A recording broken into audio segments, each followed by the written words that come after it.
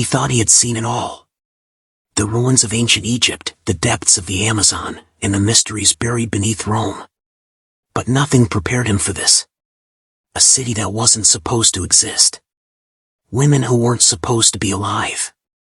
And a desire that could kill him. Once upon a time, deep in the African jungle, Dr. Lucas Carter, a world-renowned archaeologist, discovered an ancient map hidden inside a burial chamber in Mali.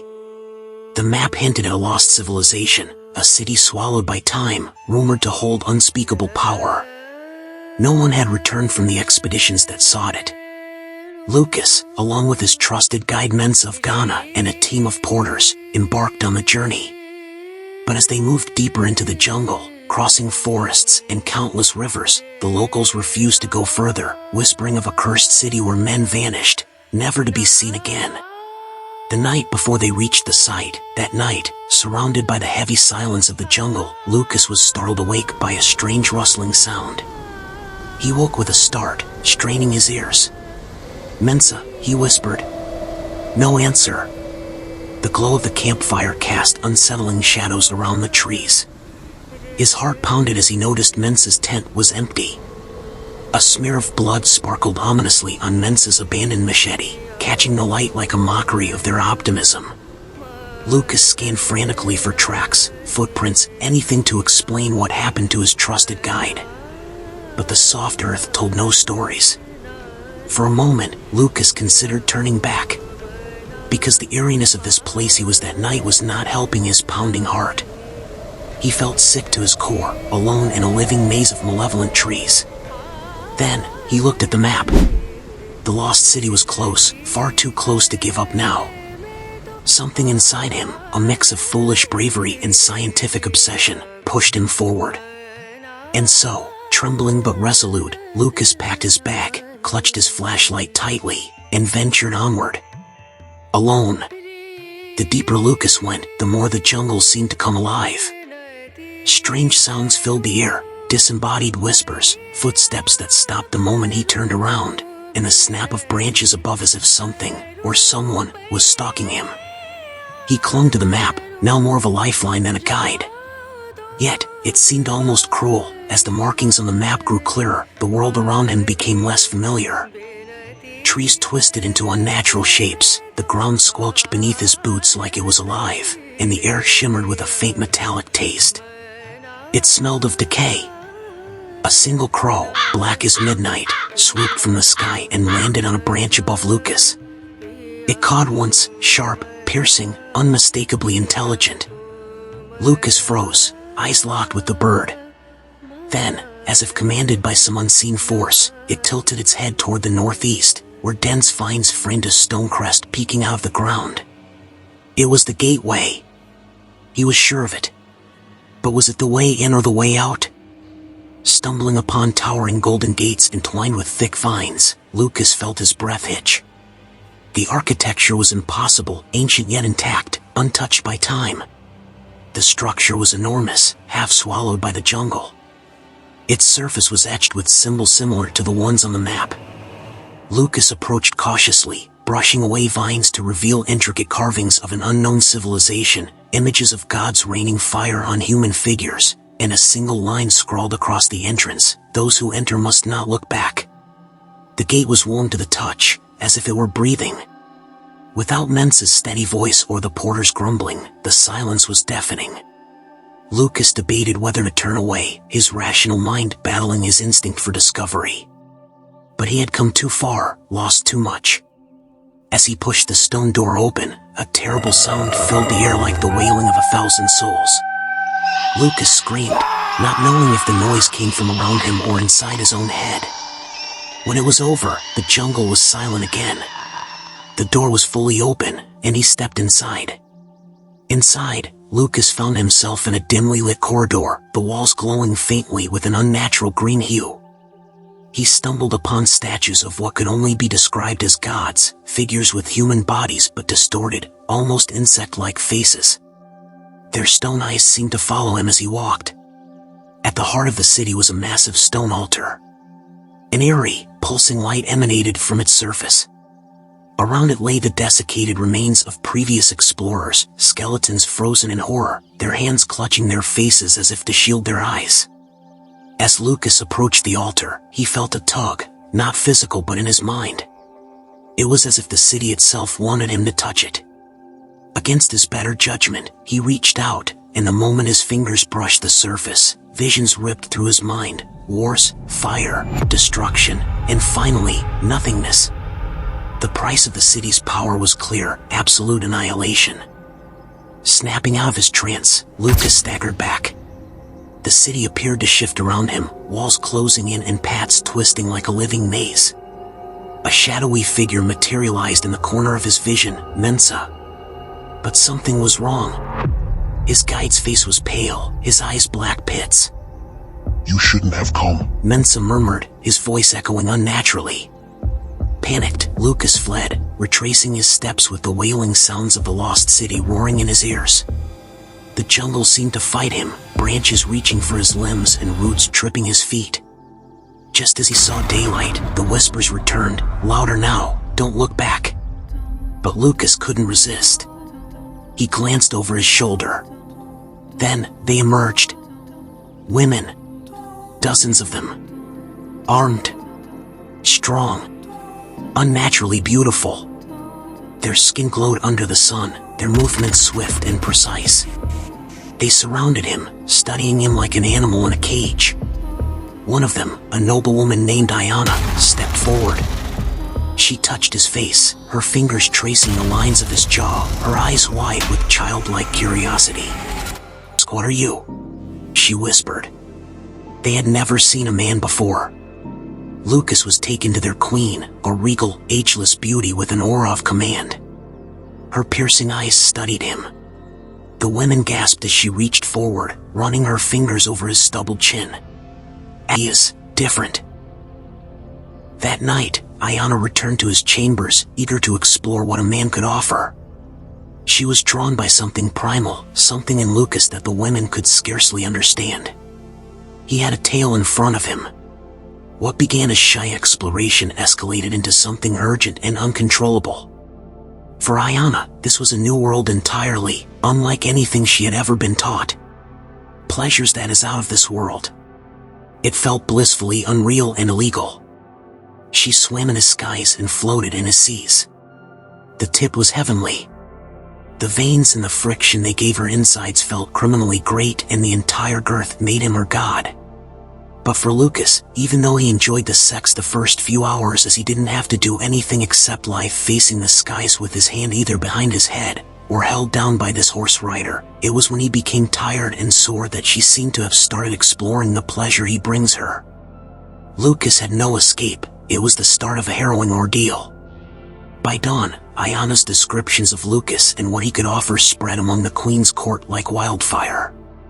The queen, equally intrigued, decreed that Lucas would fulfill the desires of her noblewomen first, followed by her warriors and servants.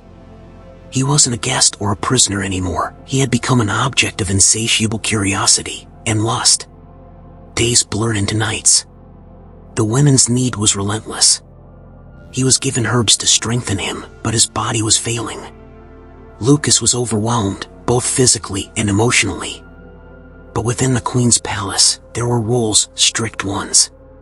Noble women vied for time with him, each demanding to explore his gifts, while Lucas fought to maintain his sanity.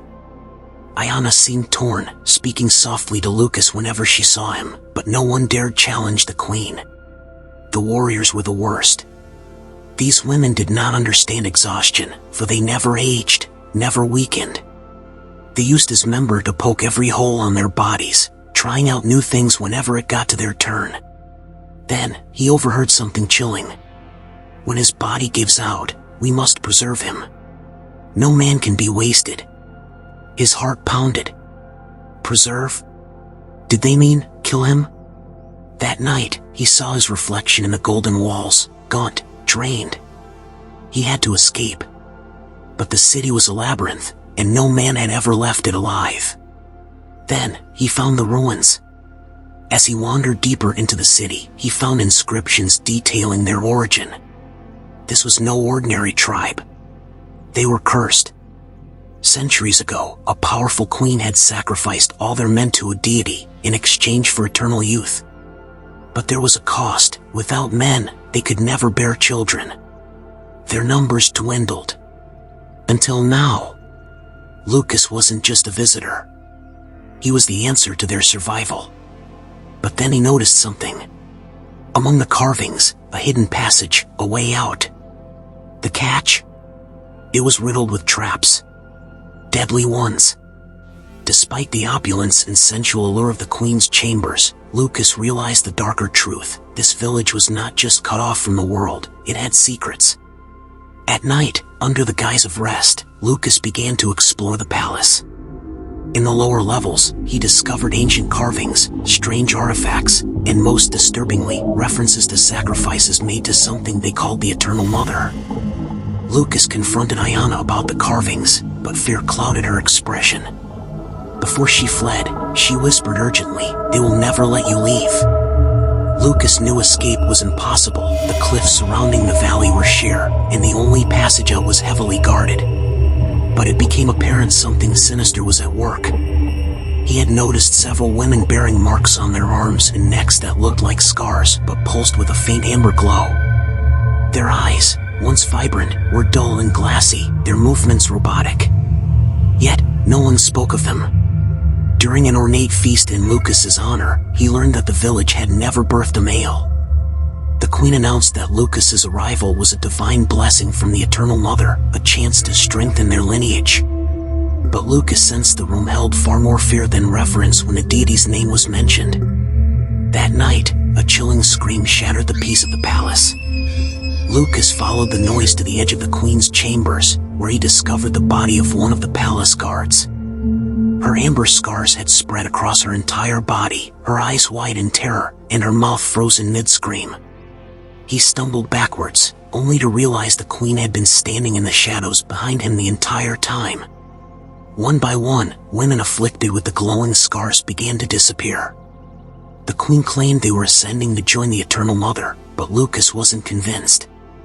Ayana's fear only grew as she tried to warn him, muttering things like, "The mother will want you, too, and it's already decided."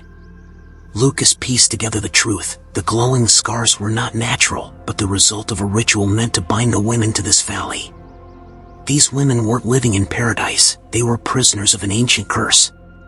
Lucas was now part of their twisted prophecy as the first and only man to ever survive in the valley. During another ritual feast, Lucas tried to rally Ayana to help him escape, but she stared at him with heartbreak. "You don't understand," she said. "If you leave, they will find you. No one outruns the mother." Lucas refused to be a pawn in their sinister plans. He secretly sought allies among the women of lower rank, those neglected by the queen. Ayana was his strongest confidant, but fear made it difficult to fully trust her. Time was running out, and Lucas grew more desperate.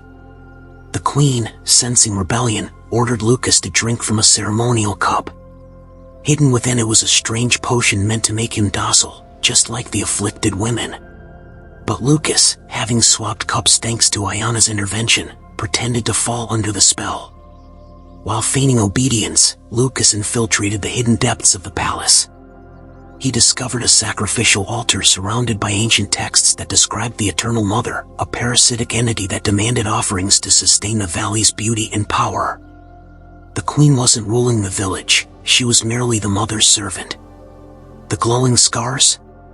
They weren't a blessing, they were the signs of the mother's possession. Lucas confronted Ayana, begging her to join him, but she revealed a shocking twist. The queen had marked her, and she would soon be called to the altar as a sacrifice. The queen gathered the village for the final sacrifice, Ayana, with Lucas bound beside her. The entire ceremony reeked of desperation, as the queen summoned the Eternal Mother. A dark mist crept into the chamber, taking shape as a massive serpentine shadow with glowing amber eyes. In the chaos, Lucas broke free, attacking the queen and inciting a rebellion among the neglected women. Ayana, using her last strength, turned the ritual against the queen, causing the Eternal Mother to turn on her loyal servant. The queen's screams echoed through the valley as the mist consumed her, leaving behind only silence. Or so they thought. Minutes later, they saw the queen emerge from the most, ruffled and battered, but alive. Lucas seized the moment to escape with Ayana. Together, they scaled the cliffs, the valley collapsing behind them as the mother's influence faded. Ayana collapsed and begged him to leave, else the queen would have both of them as meat in her dinner that night. He had no choice. He left her, heartbroken. With a stolen dagger and a stolen map, Lucas made his move. The city's walls were enchanted, climbing over was impossible. But through the ruins, he could escape. The moment he stepped into the tunnels, the alarms rang. The hunt had begun. Lucas dodged spinning blades, avoided hidden spears, and sprinted over collapsing bridges. But the real horror came when he reached the final chamber. A pit, filled with bones. All men. All who had tried before him. Behind him, the queen stood, her eyes burning with rage. You belong to us. She hissed. Lucas took one last breath and leaped into the abyss. When he woke, he was outside the gates. Broken, bruised, but alive. A ruined statue stood before him. It was the queen. But this time, she looked old. Withered. Dead. Had leaving broken the curse? As he stumbled back to civilization, he turned one last time to the hidden city. The jungle was already reclaiming it, vines covering its golden gates. But before he left, he felt it, eyes watching him. The queen's whisper echoed in the wind. You will return, one way or another. The city will wait. It always did. Did he really escape? Or did he bring the curse with him? The world would soon find out. How? Dr. Lucas told his story to a young Nigerian YouTuber to start a storytelling channel and tell his story. This is why and how we created African Folktales with Grandma. If we hit 2,000 subscribers this week, we will tell the complete story. Yes, if, and when we hit 2,000 subscribers this week, we will tell the complete story. Question: who is your best character and why? Let us know where you are watching from. Think you've got the best answer? Drop it in the comments now. Rules: 1. The most creative answer wins. 2. You have 24 hours, until 7 p.m. Greenwich Mean Time tomorrow. 3. The winner gets a shout out and free airtime. 4. We'll announce the winner in our next long video at 8 p.m. Greenwich Mean Time tomorrow. 5. Bonus: share this video and subscribe to increase your chances. Go! Go! Go! Drop your answer below. Thanks for watching to the end. Until tomorrow when I will come your way again, stay bookie bookie.